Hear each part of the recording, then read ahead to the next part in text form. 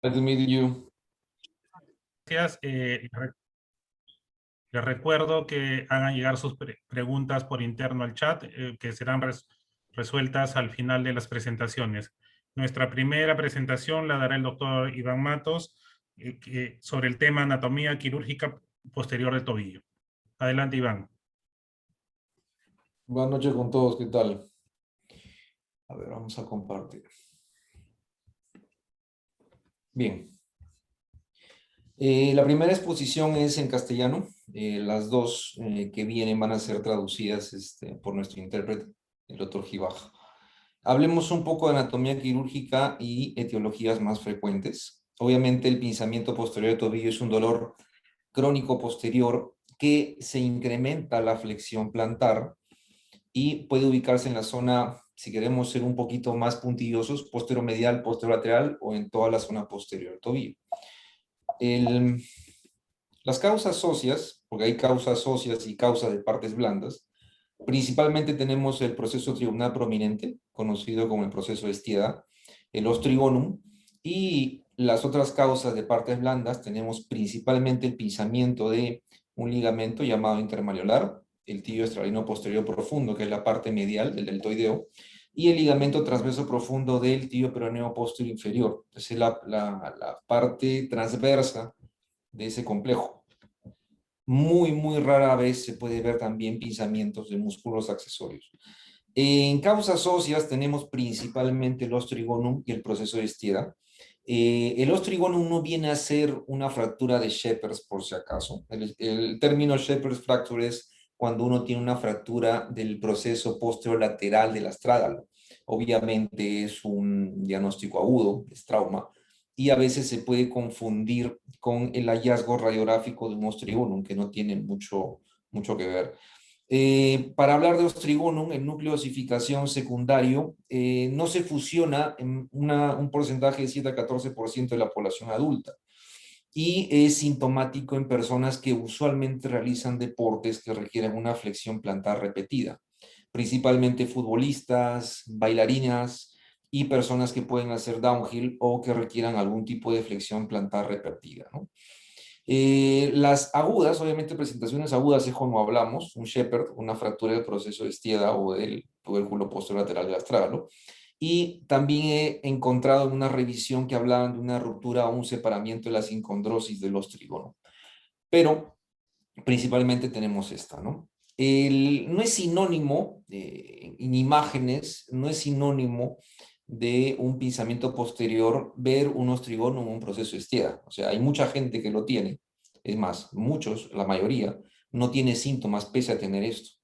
Y por eso es muy importante, obviamente, la presentación clínica y la resonancia. Acá la resonancia sí ayuda mucho para poder identificar inflamación y ubicación de un pinzamiento posterior, a diferencia de otros diagnósticos en pie y tobillo, ¿no? ¿Hay un alivio de dolor con alguna infiltración de anestésico? Sí, puede ayudar mucho en el diagnóstico y muchas veces los pacientes que no prefieren operarse en un inicio post-medicina física o quieren agotar su tratamiento conservador, pueden realizar infiltraciones de corticoides también. Y al ver una buena respuesta, obviamente refuerza el diagnóstico, ¿no? Acá tenemos una revisión que hizo Coetzee en el 2015, donde hay unas imágenes interesantes de bailarinas de ballet en dos posiciones, en demi-pointé y en pointé. Obviamente lo que se puede ver claramente es un pinzamiento tanto de la zona posterior por un ostrigono o por un proceso de Stieda. Ostrigonum, proceso de Stieda. Y eso sí se puede ver obviamente en las imágenes. Hay otras causas más. Otra revisión de Giannini del Instituto Rizzoli en Bolonia, en Italia, encontraron obviamente que también los osteofitos y un proceso degenerativo postraumático por repetición puede producirse también. Si lo queremos entender como un pico de loro en columna, puede entenderse también un proceso degenerativo en la parte posterior del tobillo, entre un proceso trigonal prominente y el mismo calcáneo. En la imagen superior derecha pueden ver acá claramente un proceso de Stieda grande. Y abajo, más que un ostrigono, impresiona una secuela de fractura de Shepherd, ¿no? Y son los diversos hallazgos que podemos ver en radiología. En el año 1993, hace ya algunos años, unos buenos años, se hablaba mucho del pinzamiento posteromedial por inflamación postraumática del ligamento tibio astragalino posterior profundo, que como todos sabemos es parte del ligamento deltoideo. Se dice que este ligamento es uno de los más fuertes, por no decir el más fuerte de todo el tobillo, y se da por un mecanismo traumático. Esta imagen que ven acá en la parte inferior derecha es un portal anteromedial por donde se ve obviamente el ligamento y se puede ver también algún tipo de inflamación. Ahora, la historia que se describe en esta investigación que hizo Mirzayan en ese año, hablaba de esguinces a repetición y que una cicatriz hipertrófica producía un dolor en esa zona. Ahora, obviamente si pensamos en un ligamento fuerte, es se puede intuir que se asocia a otros ligamentos, lesiones de otros ligamentos, ¿no? Posterolateral, bueno, acá ya se habla del intermalleolar. Este ligamento intermalleolar ha tenido muchas interpretaciones durante la investigación que se ha realizado a través de los años. Y en Rosenberg, en 1995, hace ya varios años, el 56% dicen de las piezas que estudió tenían un ligamento intermalleolar, por eso lo llamaba un ligamento accesorio. Pero realmente es accesorio. Bueno, eso lo vamos a ver ahora después con una investigación que realizamos en el 2019 en Barcelona. Es un dolor reproducible de la flexión plantar y más que todo, obviamente, la inversión. Esta es inversión subtalar, por si acaso, no inversión. Y en la literatura pueden encontrarlo como un tejido meniscoide, en inglés un marsupial meniscus, ¿no? Más raro, mucho más raro, músculos accesorios, como pueden ver en esta imagen de resonancia, que se produce por una isquemia del músculo por pinzamiento y una tenosinovitis asociada, o un pinzamiento mecánico propiamente dicho. Son raros. Y principalmente tenemos los siguientes músculos, un peroneos cuartos que se dice hasta 7%, 22% en algunas investigaciones como el de Sobel y Regan, donde se presentaba este músculo, pero muchos menos pacientes de este porcentaje referían un dolor. El accesorio del FDL o ligamento Humphrey también se le conoce un 8% en una investigación de Glove, y el FHL de inserción baja, que es más frecuente ver cuando se realiza algún tipo de artroscopía posterior. En el año 2019 realizamos un estudio con el grupo de Barcelona, con Xavi Martín, y obviamente la principal investigadora fue Carlita Martins de Portugal. Surgió la idea porque se hablaba mucho de las variantes que podía tener el complejo ligamentario posterior entre tibia y peroné. Y lo bueno es que al tener en Barcelona la gran cantidad de piezas anatómicas donde se puede estudiar, se pudo realizar este trabajo que se publicó este año. Y encontramos lo siguiente: el intermalleolar es evidente en el 82.4% de tobillos que pudimos estudiar. Es un número bastante alto. Y el intermalleolar evidente, o sea, fácil de ver. Eso es importante. ¿Por qué? Porque ya no se hablaría de un ligamento accesorio como antiguamente se pensaba. Es parte de la estructura posterior. Y obviamente también es causa de pinzamientos más dolorosas en pacientes que otros, ¿no? De estos, el 28.6% fue dividido en dos cebras, o sea, fue fácilmente identificable, como pueden ver acá. Estas fotos son espectaculares, la verdad que se hizo un buen trabajo ahí. Y este es un tobillo derecho, donde están viendo la parte posterior del mismo. Yo voy a escribir con los números que pueden ver ahí y también con el puntero me voy a ayudar. En la parte posterior inferior entre tibia y peroné tenemos el complejo ligamentario, que es este, que se divide en dos partes, que es el 1, la porción oblicua, y 2, que es la porción profunda o transversa, que en teoría es la más fuerte. Inmediatamente por debajo de la porción transversa se puede ver estos haces que son el número 4 en la pantalla, que es el ligamento intermalleolar propiamente dicho. Ahora, el ligamento intermalleolar es una estructura que no tiene ningún tipo de asociación muscular, es puro ligamento y obviamente tiene una función a ese nivel. Podría entenderse como un refuerzo de la estabilidad posterior entre tibia y peroné. Abajo, el 5, como pueden ver en la figura, es el peroneo astragalino posterior, y más abajo el 6, el peroneo calcáneo. Tiene una íntima relación con la articulación en la zona posterior y con la parte transversa profunda del tibio peroneo posterior inferior. tiene expansiones que se irradian hacia el proceso posterolateral del astrágalo y hacia el peroneo astralino posterior. Acá en el lado derecho de este tobillo derecho, se ve obviamente ya diagramado las partes en colores, que más o menos lo hemos escrito con los números al costado, ¿no? Interesante ver la estructura, y como le digo, más del 80% de veces se encontró en el estudio. En el lado izquierdo se puede ver, en el tobillo izquierdo posterior, en esta disección, se puede ver muy claramente una, si puede entenderse así, una deficiencia del ligamento intermalleolar, pero se ven algunas expansiones, como en esta parte de acá, entre el número 5 y 6, que van desde la zona del peroné, donde se inserta el peroneo astragalino posterior, y hacia arriba, hacia la porción profunda del tibio peroneo posterior inferior. Esta expansión se podría entender que es un rezago, no rezago, sino más una presentación o una variante del intermalleolar. El nombre, como se diría intermalleolar, no es que va de malleolo a malleolo, sino es una expansión que se va presentando y se va adhiriendo dependiendo de la anatomía de cada paciente, tanto a la porción profunda del tibio peroneo posterior inferior como a la porción más cefálica del peroneo astragalino posterior. Y ahí lo pueden ver muy claramente, ¿no? Eso es lo interesante y eso es lo que encontramos. Ahora, obviamente con los expositores de lujo que tenemos hoy día, ya van a entrar un poquito más en detalle del tema de tratamiento y la artroscopía, tanto el tratamiento artroscópico como el no artroscópico. Acá hay un caso, y es lo que yo sí siempre trato de mostrar, es los casos feos o los casos en los cuales no van muy bien, para poder tratar de encontrar la causa. Y obviamente acá encontré un par de casos que realmente me llamaron mucho la atención. Esta es una paciente mujer de 18 años, con un tiempo de enfermedad de un año, le dolía más hace un año, sin ningún tipo de antecedente traumático o esguinces a repetición. Tenía un dolor posterior de tobillo que era más que todo medial y se relacionaba con una flexión plantar. Al examen físico se vio que tenía asociado clínicamente una tendinitis o tenosinovitis del flexor hallucis longus y no respondía al tratamiento conservador, solo parcialmente con vía oral. Era una paciente que bailaba de manera recreativa, pero no tenía ningún tipo de actividad profesional deportiva. Y en el video que quiero describir y que vean muy bien acá, vamos viendo cómo un abordaje vía artroscópica posterior podemos ver muchas estructuras y las personas que ya más o menos tienen experiencia haciendo de artroscopías posteriores van a ver ahí un detalle de una estructura que no se debería ver en un abordaje posterior.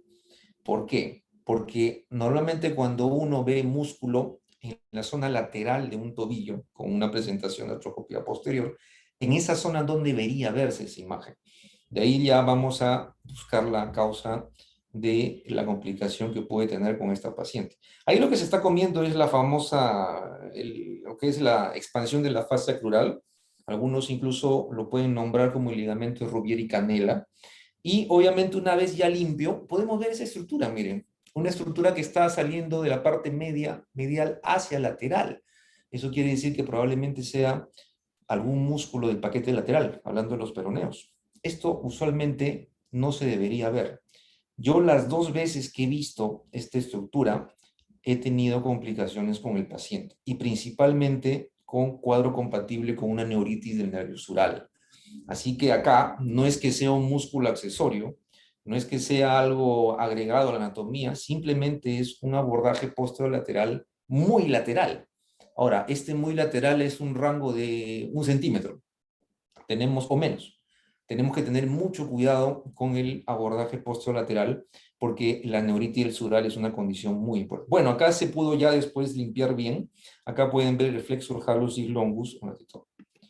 Este es el paquete muscular que no deberíamos ver. Y obviamente es lo que se puede ver después de una artroscopía, que queda limpio. Este caso, que no está relacionado con neuritis del sural, es un paciente varón de 51 años que tiene un tiempo de enfermedad de 1 año y medio y él sí tenía una causa traumática. Este paciente fue infiltrado en reiteradas oportunidades y tenía un dolor posteromedial posterolateral que cedía con la infiltración, pero él no tuvo ningún tipo de tratamiento más que la misma infiltración. No tenía un dolor irradiado hacia el arco medial longitudinal, no tenía cuadro clínico de un FHL inflamado, pero vimos lo siguiente. y esto es importante, más que todo desde el punto de vista anatómico, diferenciar entre un proceso de Stieda y un ostribonum. El proceso de Stieda es la continuación del mismo hueso, no tiene ninguna sincondrosis. Continuation of the same bone. That's why when you want to remove these Inflamación irradiada hacia la zona posterior y pinzamiento, van a ver que es hueso. Y este hueso obviamente se puede resecar con una fresa, con mucho cuidado, o con un cincel. Y acá pueden ver cómo queda, obviamente, el hecho de la exéresis del hueso, que no es un ostribonum, y obviamente ya ahí liberando un poquito más el tema del FHL. Acá estas infiltraciones, pues obviamente han tendido algo de daño por ese tipo de depósitos que podemos ver ahí. Si hubiéramos visto este mismo aspecto de depósito en otras zonas o mucho más en toda la superficie de la articulación, ya habríamos hablado de un tipo de depósito urato monosódico, ¿no? Una gota o una artritis por depósito, cosa que no vimos, ¿no? Pero bueno, esto es el tema más que todo anatómico. Vamos a ya meternos un poco más en el tratamiento y obviamente es algo que es muy interesante y tiene muy buena evolución en nuestros pacientes. Ok, muchas gracias.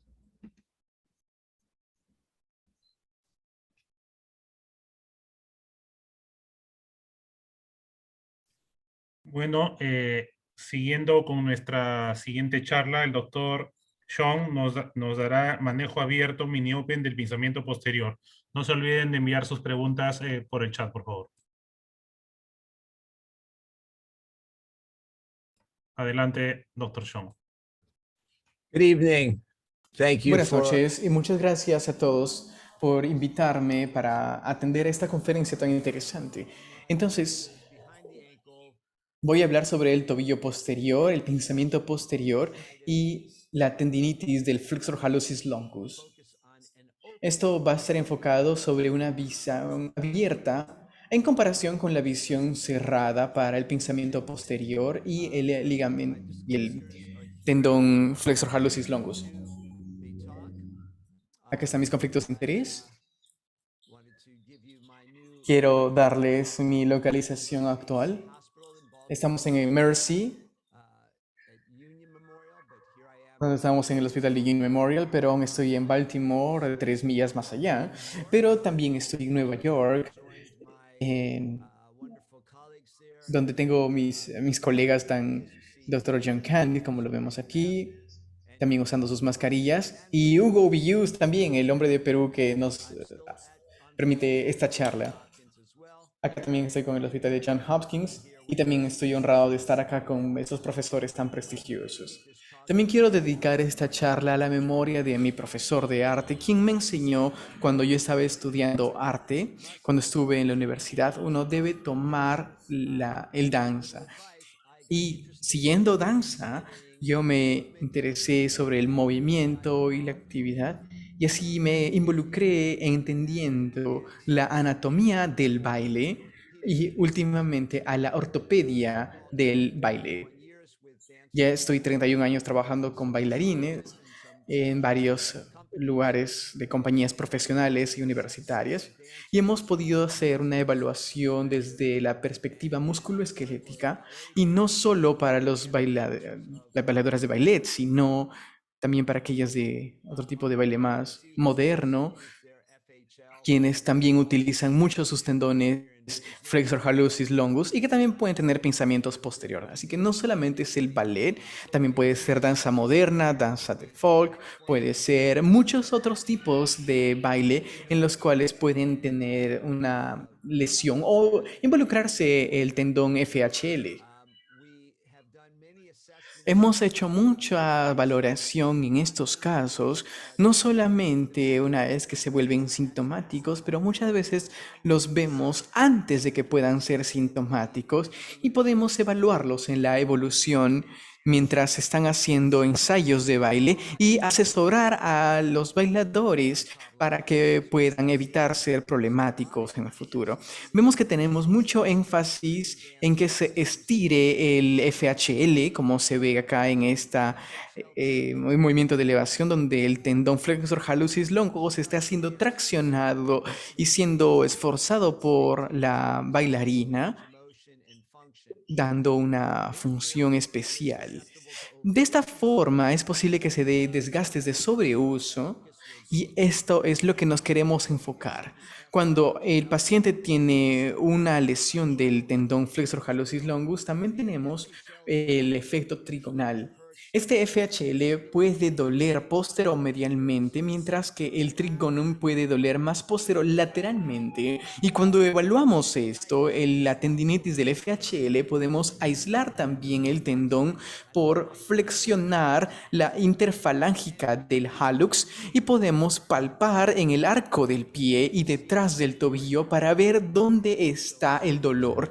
Entonces, para el FHL y la tendinitis del flexor hallucis longus, debemos identificar este dolor habitualmente cuando tienen el lado medial, mientras que en el aspecto trigonal se va a desarrollar cuando se hace la flexión plantar. Acá vemos mi colocación del dedo medialmente. Esto es típicamente para la tendinitis del flexor hallucis longus y lateralmente es más para el trigonum, como se ve aquí. Entonces, cuando tenemos una tendinitis del flexor hallucis longus, tenemos que conocer no solamente la valoración estática, sino también una evaluación dinámica. Y yo recomiendo hacer esta evaluación colocando el dedo detrás del tobillo del paciente mientras se eleva. Y también, como podemos ver aquí, quizás se puede incluso encontrar un crujido del tendón mientras está dándose la discursión del tendón FHL. Muchas veces un desgarro se puede demostrar aquí. Tuve un par de pacientes con desgarros después de algunos años a través de esta evaluación. Entonces, al asesorarlos así, tenemos que usar radiografías, scans óseos, resonancias. Típicamente con el tendón, la tendinitis del FHL, se puede dar mejoría con el reposo, pero va a empeorar con la actividad. Y cuando han fallado el tratamiento conservador, el abordaje quirúrgico que yo utilizo generalmente es abierto, es una incisión muy pequeña y puedo ir abajo y medialmente posterior al tobillo, ir a través de la vaina tendinosa y luego ir más profundo para encontrar el FHL y liberarlo muy cuidadosamente. Típicamente hago mi cirugía de tal manera con el paciente despierto, con sedación, para que puedan hacer una flexión plantar sostenida durante la cirugía para asegurarme de que todo el tendón ha sido liberado. Y aquí podemos ver un caso durante la cirugía donde el paciente puede darle flexión plantar a los dedos del pie, hacer una exposición abierta. Se utilizan los retractores tipo St. Miller. Yo no utilizo torniquete en forma rutinaria, lo cual a veces puede dejar al paciente muy incómodo, ya que el torniquete causa dolor también. Este es un caso donde pude hacer una liberación.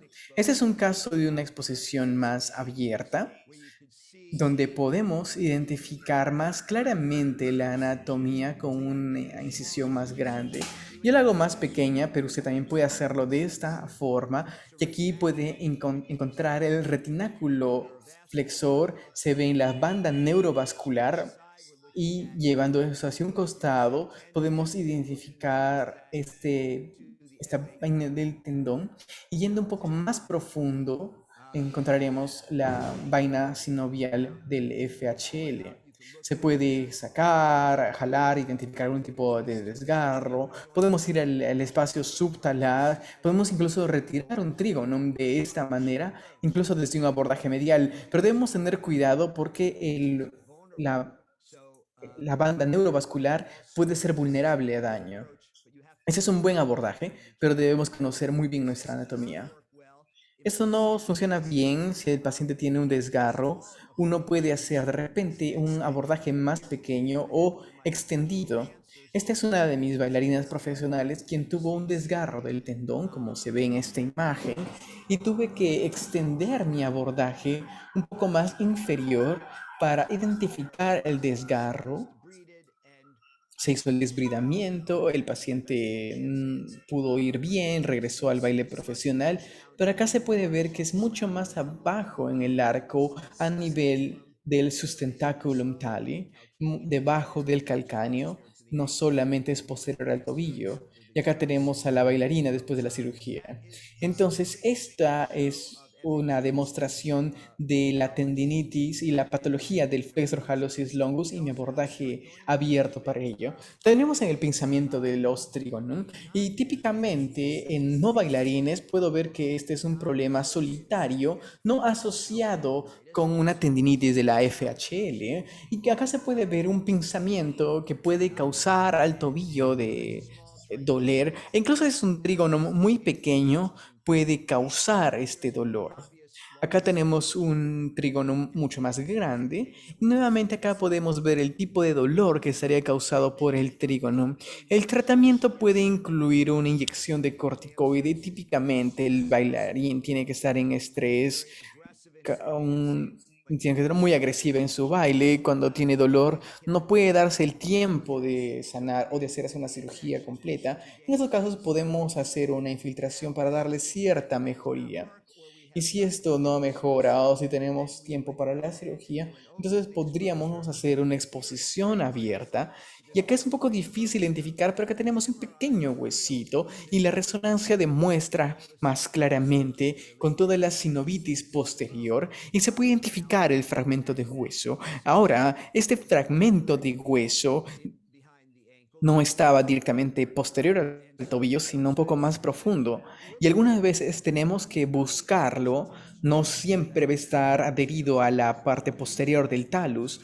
Este es mi abordaje de 2 a 3 centímetros.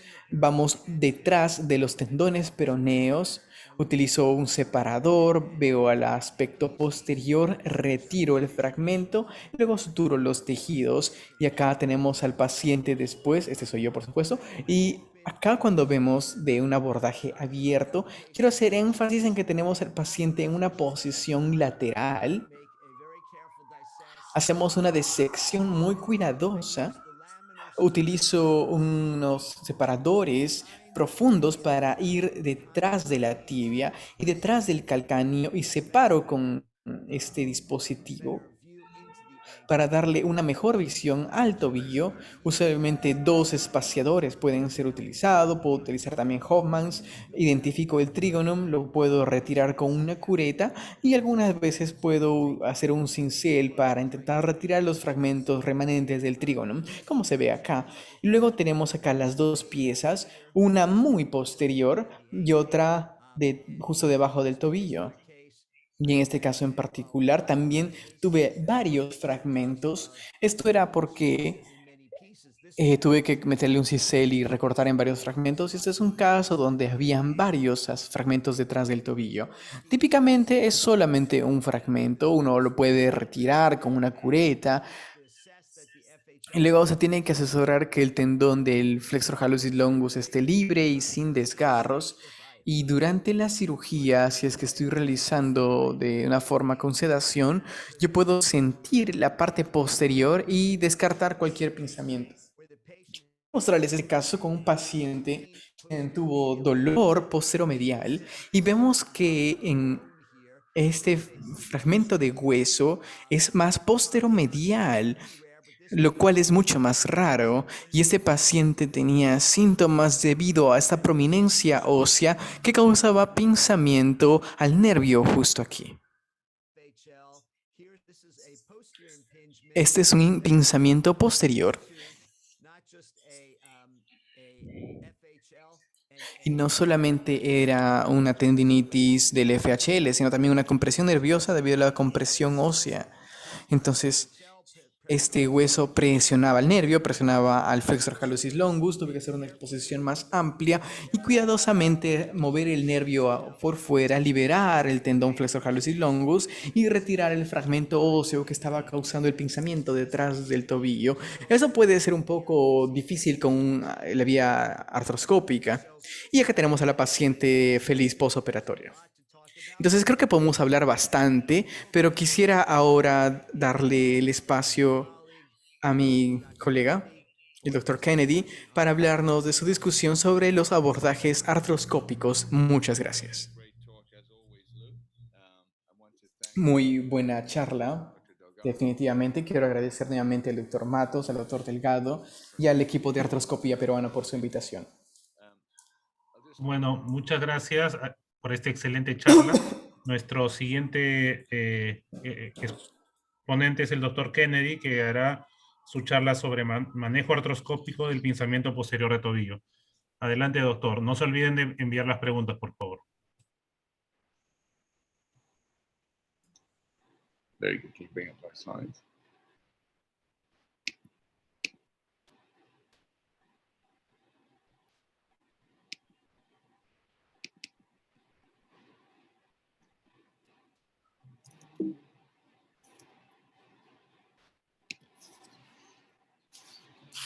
So we're having some technical difficulties here, and as Algunas dificultades técnicas y mientras estamos acá quiero decir que es muy interesante que la anatomía peruana, la anatomía de Barcelona y la que tenemos en Nueva York, todas son iguales.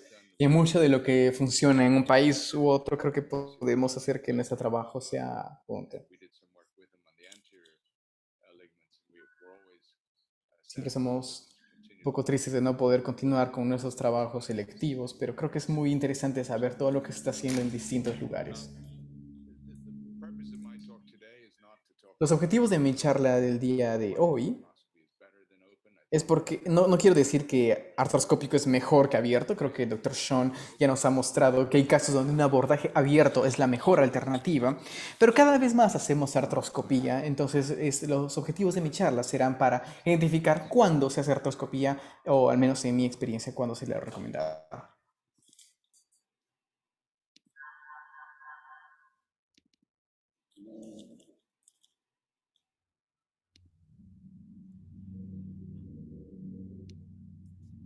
Right, so thanks Ok, muchas gracias. for inviting me. Gracias a todos por su invitación y por su organización. Y aquí a Hugo, quien es un excelente representante de Perú. And so Entonces, lo que vamos a hablar ahora, ya hemos visto un poco al respecto de lo que es el pinzamiento posterior, hemos hablado sobre la artroscopía posterior. Vamos a hablar de algo relativamente nuevo, ya de lo que el Dr. Sean y yo hemos avanzado tanto en Nueva York, es la nanoartroscopía, y vamos a hablar sobre algunos casos en específico.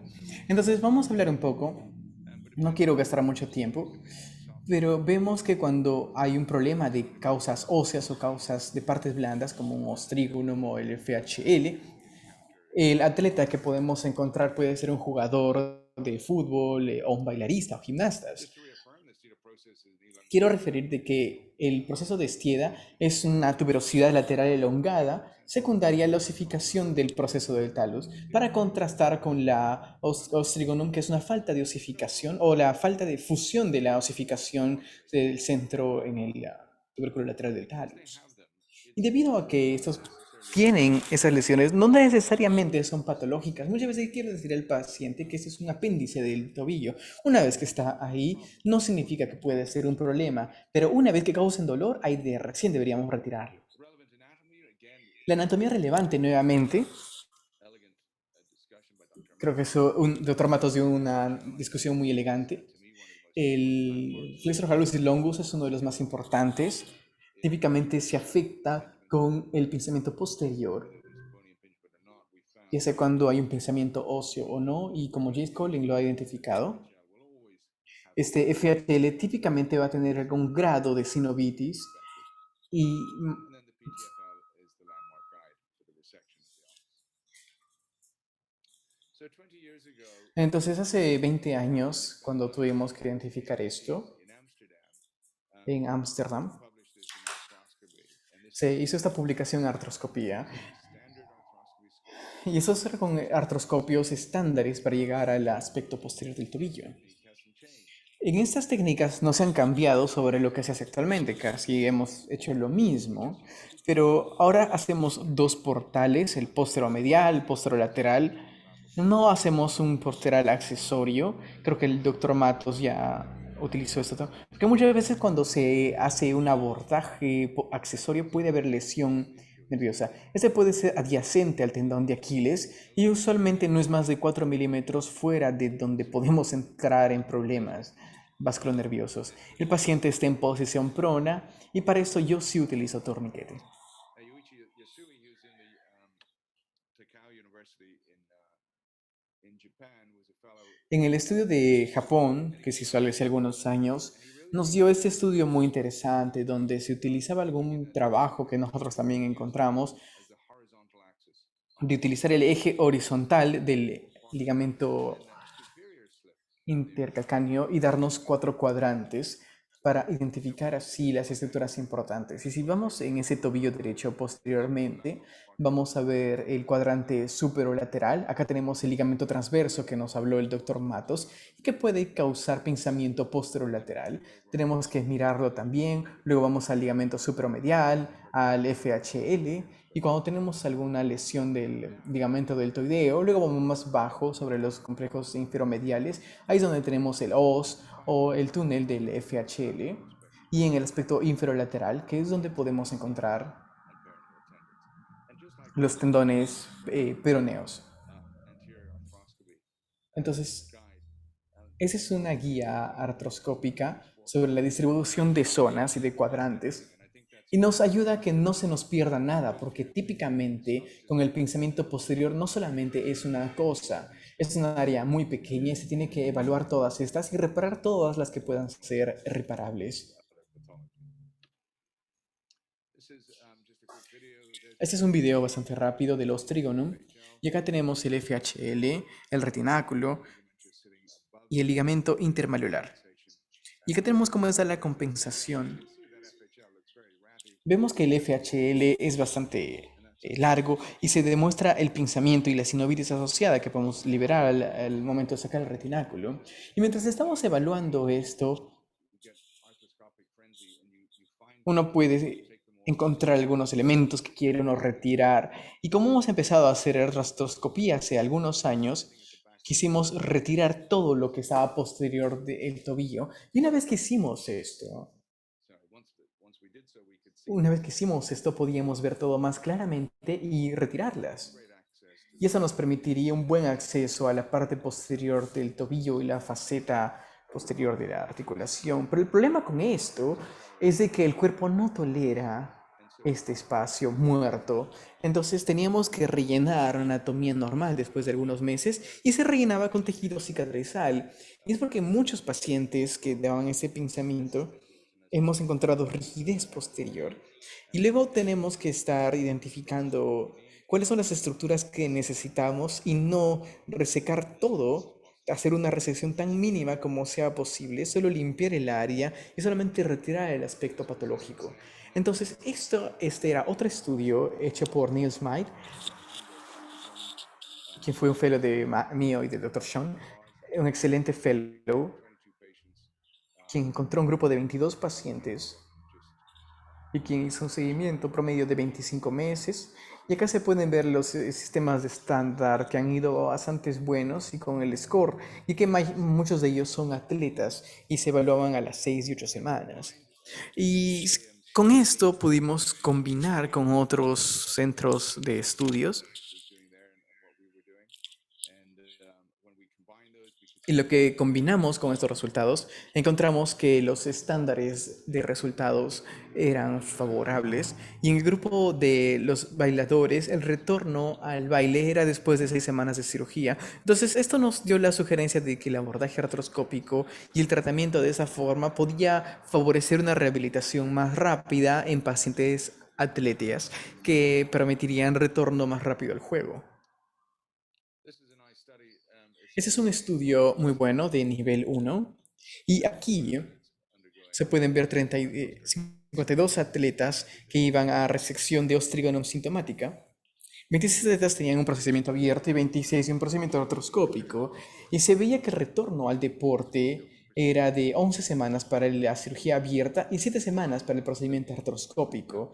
Entonces, los resultados son siempre buenos en esos estudios. Claro que el procedimiento abierto en una fase más temprana, sobre todo en profesionales de atletismo o que tengan que regresar a sus actividades, podría ser una mejor opción.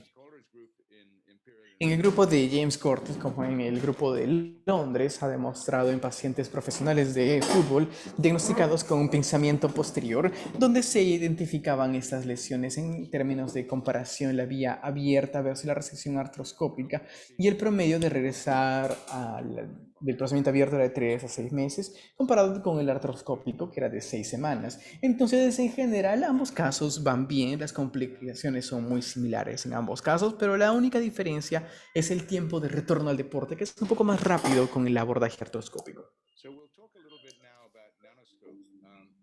Vamos a hablar un poco ahora sobre la nanoscopía.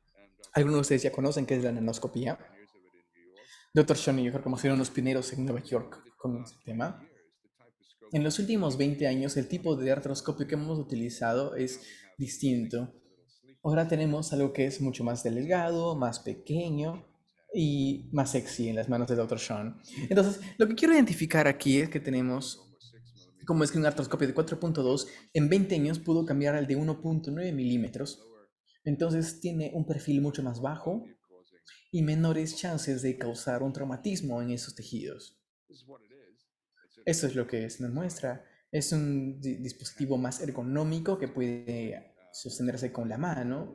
Tiene un ingreso de fluido y tiene una cánula de 1.9 milímetros con su tecnología que nos permitiría hacer esta evaluación, porque anteriormente cuando tenemos unas cámaras tan pequeñas,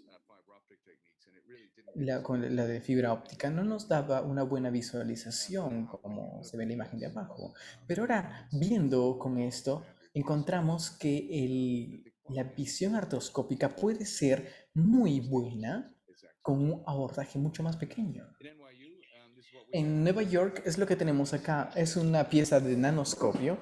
Ese es el nanoscopio por sí mismo, que también tiene los graspers y sus características también de visualización. Podemos incluso hacer una retracción del FHL. ¿Y por qué es que hemos implementado el nanoscopio en mi práctica? Y esa lo puedo hacer en consultorio.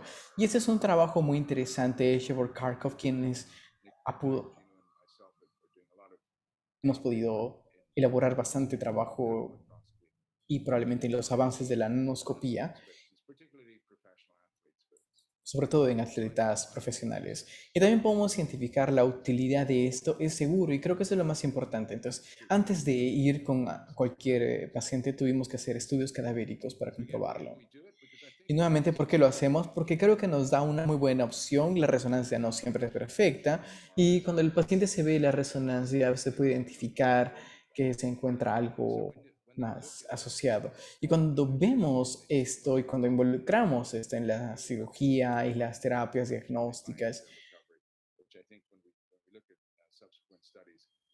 podemos identificar estudios subsecuentes que sean importantes para complementar la evaluación. En Nueva York utilizamos en NYU tenemos un stand de Mayo que no soporta todos los materiales. Al comienzo tuvimos que hacer hasta 200 nanoscopías, tanto para tendones, para artroscopía anterior del tobillo, espacio subtalar, pero cuando vamos hacia los 400 nos detuvimos en los estudios y ya podríamos tratarlo como normalmente lo hacemos en una sala de operaciones donde todos estériles, estamos vestidos. Pero si mientras al paciente le podemos dar anestesia local, estar despierto y hacer así el procedimiento. Esta fue nuestra primera revisión, bastante rápida, que vamos a hablar presentada en la revista de artroscopía,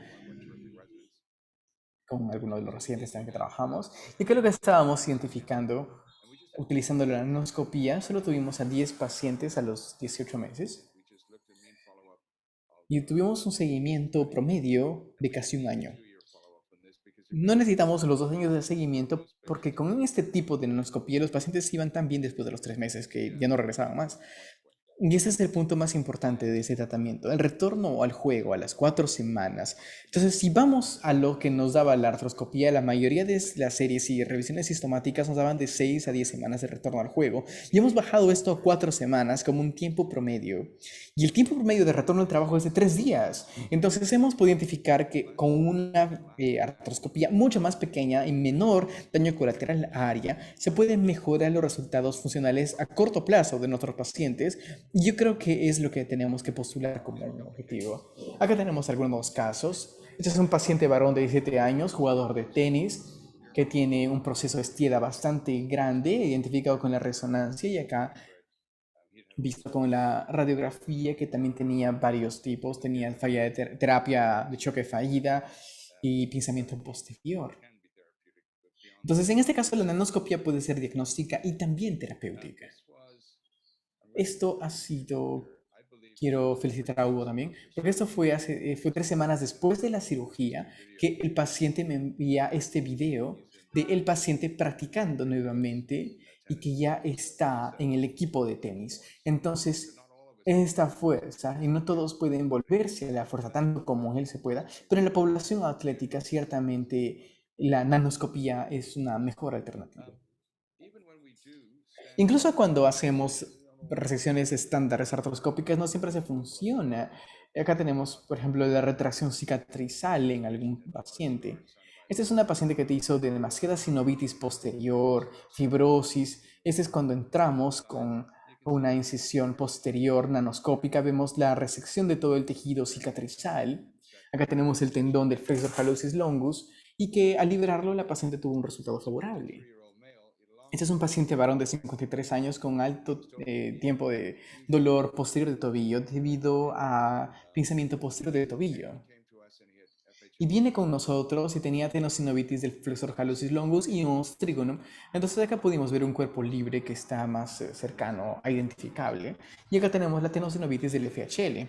Es interesante de que este era un caso que yo creo que debemos ser cuidadosos porque cuando tenemos todo que se ve con una resonancia o con una nanoscopía en el consultorio, puede tomarnos de repente 1 hora y media, y esto es algo muy largo para hacerlo con anestesia local, pero creo que eso es favorable y con una lesión muy grande, donde incluso tuvimos que utilizar un burr para retirar todo el tejido óseo alrededor. Así que creo que la selección del paciente también es importante porque no queremos hacer una nanoscopia en tiempos prolongados. Acá tenemos un paciente de 27 años de edad que tenía un proceso de estieda más largo y con clínica de pinzamiento posterior, y encontramos tenosinovitis abundante. Acá utilizamos un burr, hacemos una resección del proceso de estieda, y cuando hacemos esto de una vía nanoscópica, yo quiero normalmente retirarlo completo. Pero en este caso tenemos que utilizar un dispositivo de alto flujo para retirar las partículas de hueso. Y acá podemos encontrar que toda la inflamación alrededor del flexor hallucis longus se ha retirado. Nuevamente, este es el mismo caso, una paciente de 25 años con una cicatriz de os trigonum, quien ya tuvo una resección previa en sala de operaciones con artroscopía regular, pero aún desarrollaba dolor, cicatrización, fibrosis, en el cual la nanoscopía nos permitió ingresar y hacer una resección del tejido cicatrizal de una forma muy fácil. La paciente sabía qué se debía hacer y luego se entendió con la rehabilitación postoperatoria con una resolución favorable. Acá tenemos un caso de, creo que es útil porque podemos incluso, en casos de dolor posterior que no esté relacionado a pinzamiento, pero sí puede ser una tendinopatía quiliana no insercional. Acá podemos entrar desde el aspecto plantar hacia el tendón de Aquiles y resecar así el plantaris. Entonces no todo el dolor posterior está relacionado a pinzamiento posterior, como se puede mostrar en este caso, y eso se puede hacer incluso en consultorio con una nanoscopía. Y es el paciente saliendo después del procedimiento, caminando activamente de la oficina de consultorio en forma activa. Entonces, para resumir, la artroscopía posterior de tobillo es menos invasiva, permitiendo una recuperación favorable en atletas. El rango de movimiento temprano previene la formación de tejido cicatrizal de pinzamiento, pero tenemos algún aspecto de que el conocimiento de la anatomía alrededor del tobillo debe ser vital para evitar cualquier iatrogenia.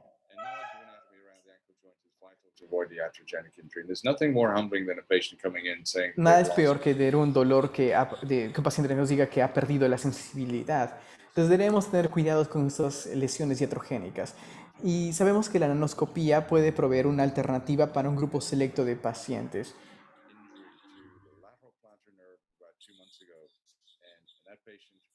Por ejemplo, quiero hablar también que tuvimos un paciente que si tiene un defecto iatrogénico nos va a seguir de por vida, puede llevar dolor crónico y la satisfacción del paciente puede ser muy desfavorable si no tenemos cuidado con nuestro abordaje For selective. quirúrgico.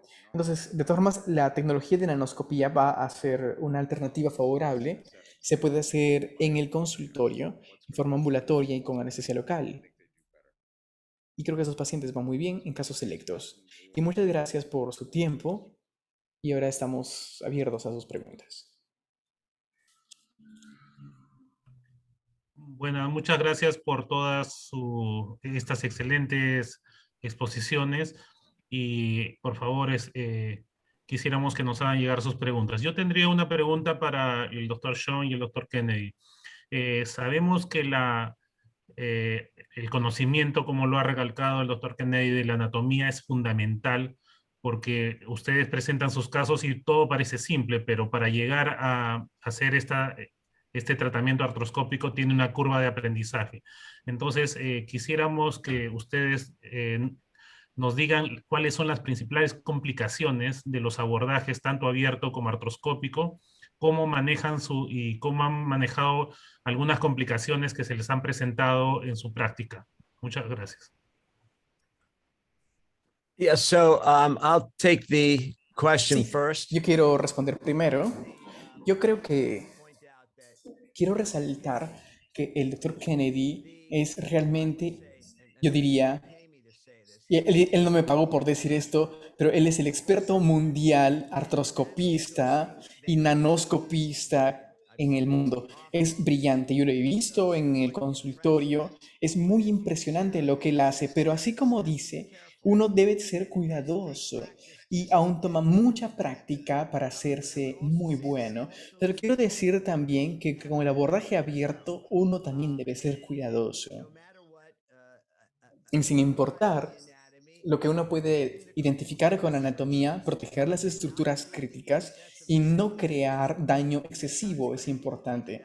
Y como el doctor Kennedy resaltó, con el artroscopio él podía retirar todo y por la vía abierta uno también retiraba bastante. Esta no es la manera de hacerlo y como el doctor Kennedy lo dijo y yo estoy de acuerdo completamente, que si se realiza un trígono o un tendón FHL, enfocarse en esto, realizarse, no intentar hacer toda una resección amplia para poder ver, porque después de todo ello, esa resección va a llevar a entonces no quiero retirar toda esa detrás del tobillo a menos que absolutamente tenga que hacerlo. Ser muy cuidadoso acá. Algunas complicaciones que hemos podido ver desde el abordaje abierto y también el abordaje cerrado es complicaciones de la herida más pequeñas, alguna irritación nerviosa, podemos tener cuidado. He visto algunas personas que han hecho cirugía abierta donde con el cincel se estaba resecando el trígono y también se resecó el nervio. Entonces, ser cuidadoso con la profundidad del cincel es importante y también para el aspecto medial o del aspecto lateral. Ocasionalmente podemos ver efectos catastróficos de lesiones nerviosas y puede suceder. Son raros, pero pueden ocurrir. John, ¿quiere decir algo sobre complicaciones que usted haya visto? Sí, gracias, Lou. Y sí, de hecho, gracias por estas cosas que has dicho. Espero que los $3 que te mandé no te hayan hecho decir esto. Pero es muy amable usted. Entonces, quiero decirles ahora de que mientras más trabajo hagas, uno se va a ver más profesional. Pero en el camino van a haber errores y uno debe tener siempre el cuidado de evaluar esto en forma colectiva y aprender de los errores. Yo he podido aprender también de Nick.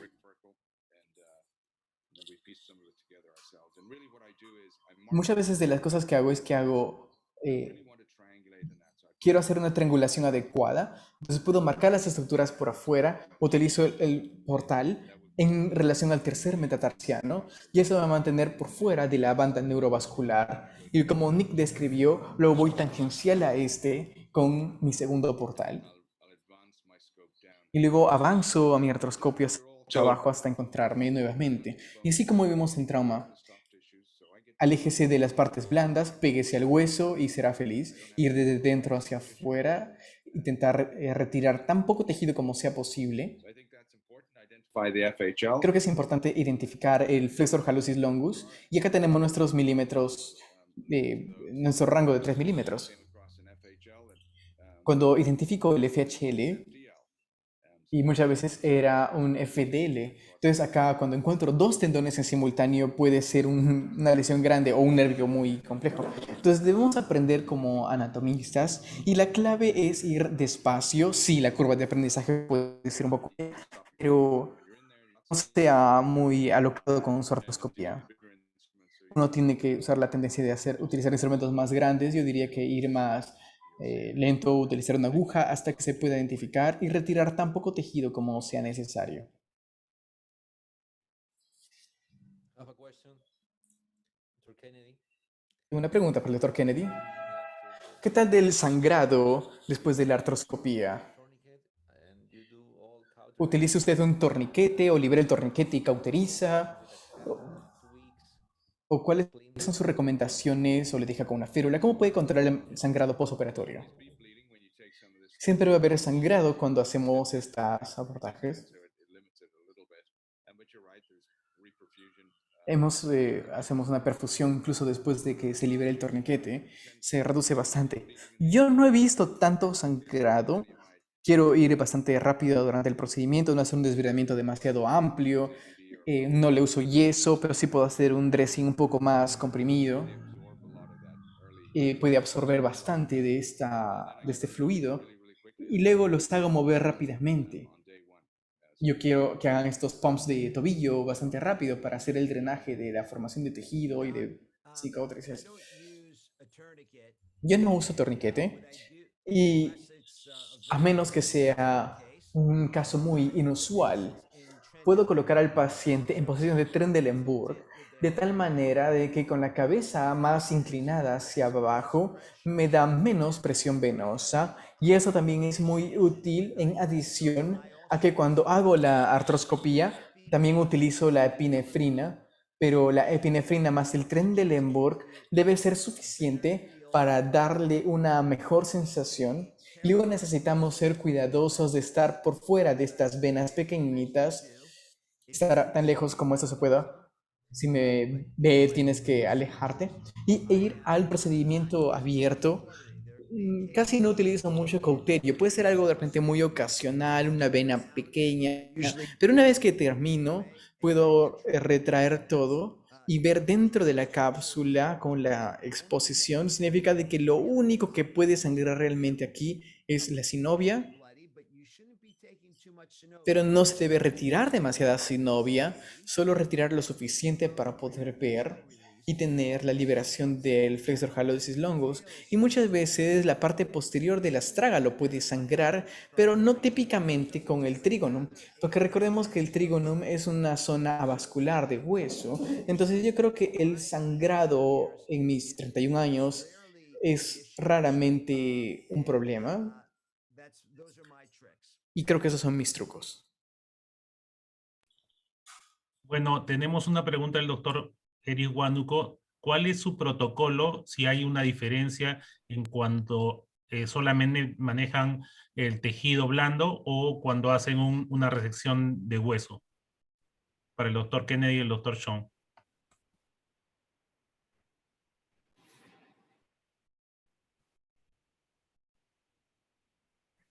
Postoperatorio. I'll start on that one if that's okay. I really don't have any difference in those. Perhaps I should.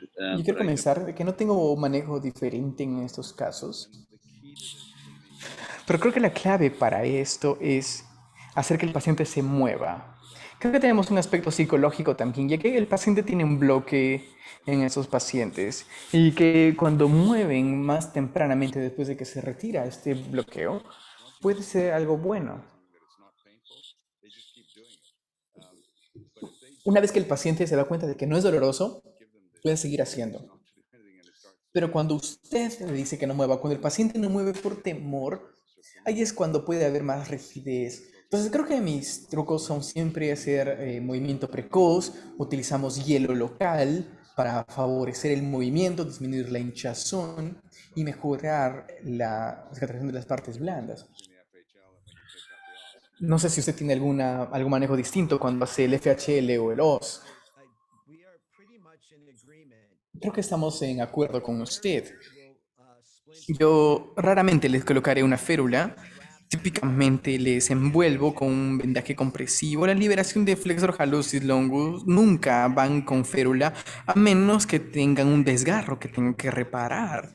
Entonces hay pacientes con desgarros absolutos del flexor hallucis longus que deben ser reparados y muchas veces utilizo incluso un halo injerto en una bailarina de Australia que tenía el FHL transicionado por alguna razón y tuve que usar un halo injerto y obviamente eso nos pudo recuperar el arco del pie. Fue una disección bastante grande, así que eso tuvo que ser una férula. Pero para la mayor parte de los casos no le utilizo una férula y incentivo el rango movimiento. Le digo que de repente unos 3 a 5 días descansen un poco, que hagan un movimiento muy pequeño, pero mientras ya estén entrando a la segunda semana les digo que hagan mayor movimiento, especialmente del FHL, para incentivar esto y no tiene efecto adverso. El trígono algunas veces puede ser un poco más grande, como ven, algunos de mis trígonos han sido muy grandes, con fragmentos de hueso muy amplios.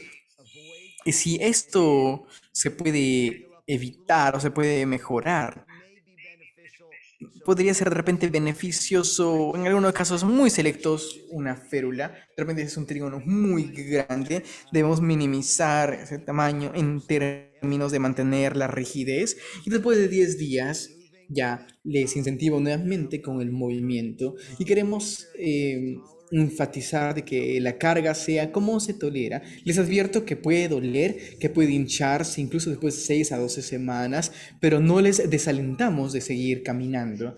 Y con las bailarinas profesionales, creo que incluso podemos dar una regulación más adecuada con el FHL. El trígono a veces puede ser un poco más largo de tiempo porque es mucho más profundo en la parte posterior del tobillo y la articulación subtalar.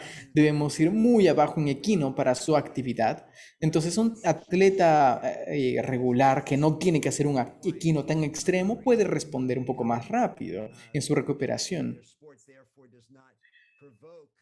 Y esto no va a provocar el dolor. Así que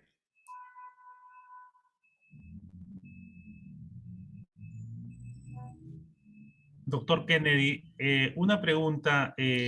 Usted, para pinzamientos mediales, o sea, por medial del flexor hallucis longus, ¿usted estaría contraindicada la artroscopía normal? ¿La nanoscopía tendría alguna cabida en esos casos, como el caso que presentó el doctor Sean? Yes, so posterior medial impingement, it's not contraindicated, so you can get in. No está contraindicado en la posteromedial, en el pensamiento posteromedial. Entonces, uno sí podría utilizar el nanoscopio para evaluar la parte posterior del deltoides, pero uno debe ser muy cuidadoso de no lesionar no lesionar estructuras neurovasculares. Entonces, cuando tengo aquí mis fellows o mis residentes, vemos que el shaver debe estar mirándote a ti mismo, yéndose lejos de la banda neurovascular. Es un poco más difícil. Debemos tener la mano muy rígida, pero ciertamente uno puede retirar más y más tejido del retináculo y luego ir detrás del FHL para saber si está aquí mismo. Y creo que es algo muy real. Quiero hacer esto en mi presentación, pero sí tiene su indicación específica.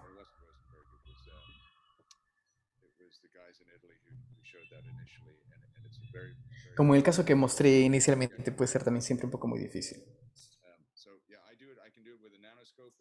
Entonces sí, se puede hacer un nanoscope, que creo incluso hasta puede ser más fácil, ya que tenemos un instrumento mucho más pequeño, pero nuevamente creo que no es para todos. Y creo que en mi naturaleza de la práctica que hago bastante de esto.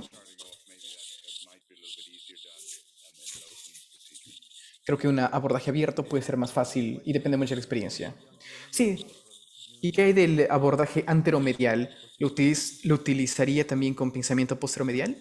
No, en esos casos no. get that through the No, no podría ir por un abordaje estándar. Es muy difícil para mí poder hacer esto, como la sinovitis, por ejemplo, en el paciente en prono. Realmente pueden estar en supino para hacer un abordaje anterior, pero no, normalmente no lo hago así. Ok, excelente. Bueno, siendo la hora, nos hemos pasado unos minutos. Agradecemos al doctor Sean, al doctor Kennedy y al doctor Matos por estas brillantes exposiciones al capítulo de artroscopía de de la Sociedad Peruana de Ortopedia y Traumatología. Y les agradecemos por sus brillantes presentaciones y lo invitamos a las siguientes charlas. Muchas gracias, doctores. Siempre muy didácticos y siempre la conclusión de que hay que conocer la anatomía y también tener experiencia. Esto no se gana en pocos casos, sino es una vida que se dedica. Muchas gracias. Muchas gracias a usted, doctor Delgado. Felicitaciones. Muchas Thank you, Dr. gracias. Thanks, guys. Muchas gracias. Great talk. Muchas gracias por todo. Gracias, felicitaciones, Iván.